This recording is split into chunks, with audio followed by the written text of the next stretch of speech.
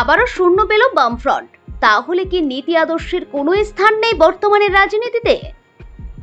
আজকের প্রতিবেদনটা আপনাদের কাছে প্রশ্ন থাকবে। কি করলে ফিরতে পারবে বামফ্রন্ট?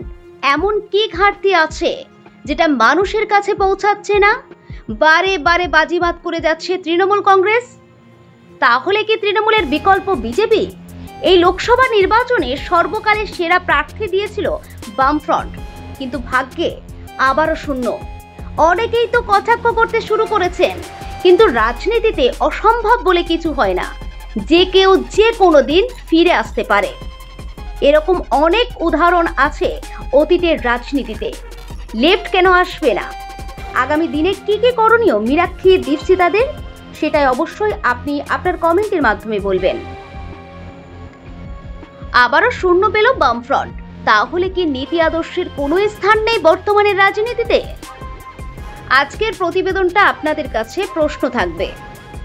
কি করলে ফিরতে পারবে বামফ্রন্ট? এমন কি ঘাটতি আছে যেটা মানুষের কাছে পৌঁছাচ্ছে না?